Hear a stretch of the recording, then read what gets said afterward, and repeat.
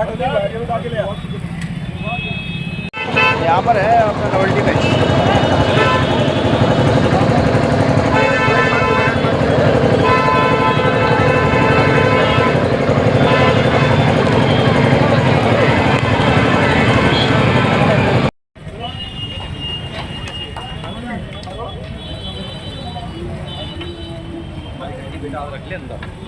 मेरी बात मान। तेरे नाम पे जा फिदा, न बस एक जहाँ दो जहाँ फिदा, दो जहाँ से भी नहीं जी भरा, करूँ क्या करोड़ों जहाँ नहीं।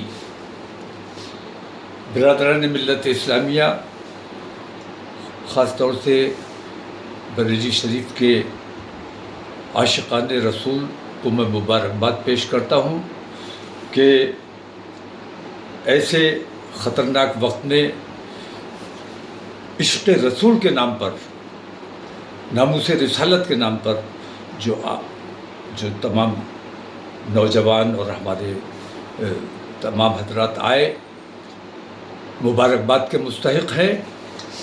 और मैं ये समझता हूँ कि इस नाम पर जिन लोगों को चोट लगी है वो भी मुबारकबाद के मुस्तहिक़ है।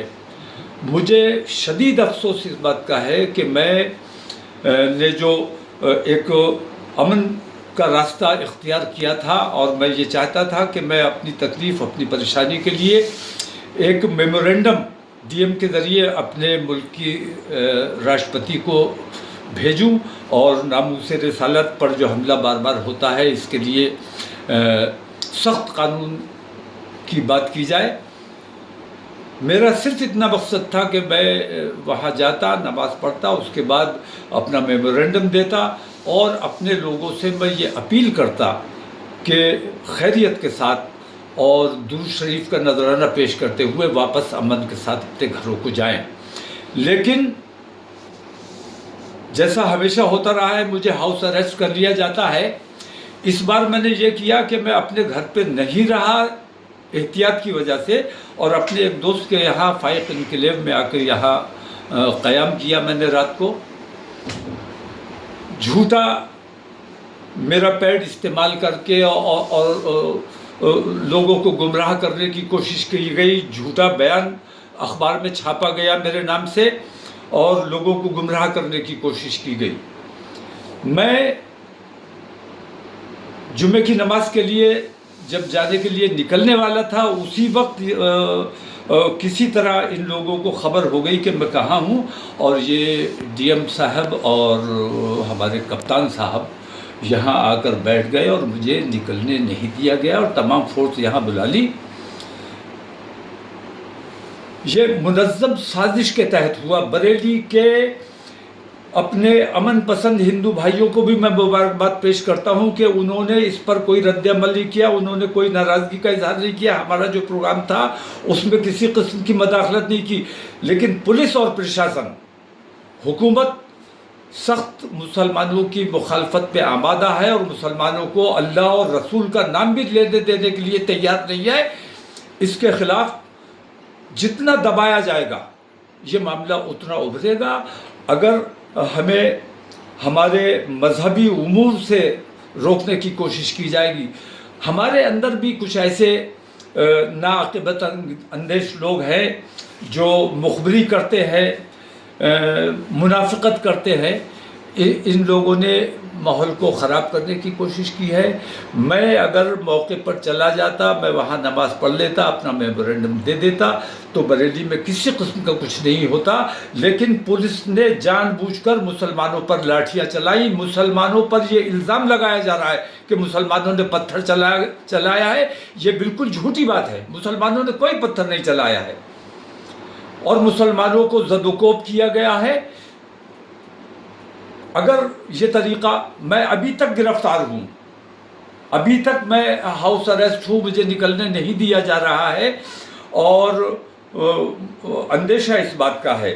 और मुझे बहुत खुशी होगी अगर मुझे गिरफ़्तार कर लिया जाए कि नामूस रिसालत के नाम पर अगर मेरी गिरफ़्तारी हो जाती है, या मैं तो कहता हूँ जैसे गोली मार दी तुमने अतीक और अशरफ को, ऐसे मुझे गोली मार दो।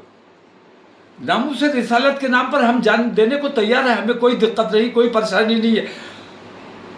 لیکن یہ جو طریقہ اختیار کیا گیا ہے، ایک طرفہ کارروائی ہو رہی، پولیس اور پرشاسن کا رویہ اچھا نہیں ہے۔ حکومت کو اپنا رویہ، اپنے ان طریقوں کو دیکھنا چاہیے۔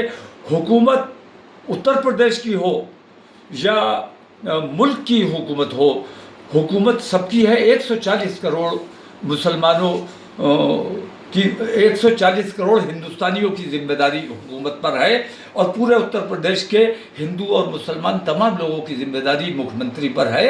ایک طرفہ کارروائی یہ ناقابل برداشت ہے۔ اس کو حکومت کو اس پہ غور کرنا چاہیے کہ کیا مسلمانوں کے ساتھ یہ رویہ برقرار رکھا جائے گا۔ اگر یہ رویہ جاری رہا تو میں یہ سمجھتا ہوں کہ ملک کے حالات بگڑنے کا اندیشہ ہے، جو میں کسی بھی قیمت پر بگڑنے نہیں دینا چاہتا ہوں۔ میں نہیں چاہتا کہ کسی بھی صورت میں ہمارے ملک کا، ہمارے شہر کا امن خراب ہو۔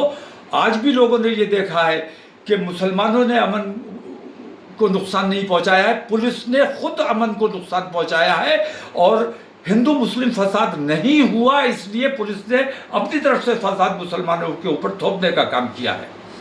میری آپ تمام لوگوں سے درخواست ہے کہ بہت صبر و سکون کے ساتھ اس وقت حالات کو دیکھتے ہوئے گرفتاری ہو جائے۔